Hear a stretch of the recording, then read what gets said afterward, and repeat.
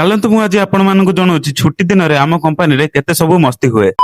ଜୟ ଜଗନ୍ନାଥ ସାଙ୍ଗମାନେ, ମୋ ନାଁ ଆଦି ଆଉ ମୁଁ ରୁହେ ତାମିଲନାଡୁରେ। ସକାଳୁ ଉଠି ମୁଁ ବାହାର ଯାଇଥିଲି ଦୋକାନ ଆଡକୁ, ଆଉ ଦୋକାନରେ ନେଇ ଆସିଲି ଗୋଟେ ଲେମ୍ବୁ ପାଣି। କାହିଁକି ନା ଯଦି ଆପଣ ମାନେ ବାହାରେ ରହୁଛନ୍ତି ନିଜ ଦେହର ଯତ୍ନ ନେବା କେତେ ଜରୁରୀ ଆପଣ ମାନେ ଭଲସେ ଜାଣିଥିବେ। କାହିଁକି ନା ଦେହ ଖରାପ ହେଲେ ଏଠି କିଛି କରିହବନି। ଆଉ ସେଥିପାଇଁ ମୁଁ ମୋ ଦେହକୁ ଭଲ ରଖିବା ପାଇଁ ସବୁଦିନ ଲେମ୍ବୁ ପାଣି ଆଉ କ୍ଷୀର ଗୋଟେ ଗ୍ଲାସ ଆଣିକି ପିଏ। ସବୁ କିଛି ସାରିବା ପରେ ମୁଁ ବସିଗଲି ଏଡିଟିଂ କରିବା ପାଇଁ। ଆଉ ଭାବିଲି ଆଜି କୋଉ ଟପିକ ରେ ଭିଡିଓ ବନେଇବି। ଆଉ ସେତିକି ବେଳେ ମୋ ସାଙ୍ଗ ପଳେଇ ଆଇଲା, ଆଉ ଗୋଟେ ମିଠା ପ୍ୟାକେଟ ମତେ ବଢେଇ ଦେଇ କହିଲା ଏଥିରେ ବହୁତ ମିଠା ଅଛି। ଆଉ ମୋ ସାଙ୍ଗରେ ଏଭଳି ବ୍ୟବହାର ଦେଖି ମତେ କିଛି ବିଶ୍ୱାସ ହେଲାନି। ମୁଁ ଭାବିଲି କି ମୁଁ ସ୍ୱପ୍ନ ଦେଖୁଛି। ଜମା ଡେରି ନ କରି ମୁଁ ସାଙ୍ଗେ ସାଙ୍ଗେ ମିଠା ପ୍ୟାକେଟ ଖୋଲିକି ଦେଖିଲା ବେଳକୁ ଗୋଟେ ମିଠା ସାଇଡ ରେ ପଡିଛି। ଆଉ ମୋ ସାଙ୍ଗରେ ଏଭଳି ବ୍ୟବହାର ଦେଖି ମତେ ଏତେ ଜୋରସେ ରାଗ ଚିଡିଲା ଯେ ତାକୁ ବହୁତ ମାରିବା ପାଇଁ ଇଚ୍ଛା ହଉଥିଲା। ଆଉ ଆପଣ ମାନଙ୍କର ଗ୍ୟାଙ୍ଗ ରେ ଯଦି ଏଭଳିଆ ହାରାମି ସାଙ୍ଗ ଅଛନ୍ତି ତ ତାଙ୍କୁ ଟ୍ୟାଗ କରିଦିଅନ୍ତୁ। ଆଉ ଆଜି କମ୍ପାନୀ ଛୁଟି ଥିଲା ବୋଲି ଆଜି ସମସ୍ତେ ଏତେ ମଜାମସ୍ତି କରୁଥିଲେ, ସେଥିପାଇଁ ମୁଁ କିଛି କହିଲିନି। ତାପରେ ଆମେ ସବୁ ସାଙ୍ଗ ମିଶିକି ପଳେଇ ଯାଇଥିଲୁ ଖାଇବାକୁ। ତ ଆଜି ପାଇଁ ଏତିକି ଥିଲା ସାଙ୍ଗମାନେ। ତ ରହୁଛି ସାଙ୍ଗମାନେ, ଜୟ ଜଗନ୍ନାଥ।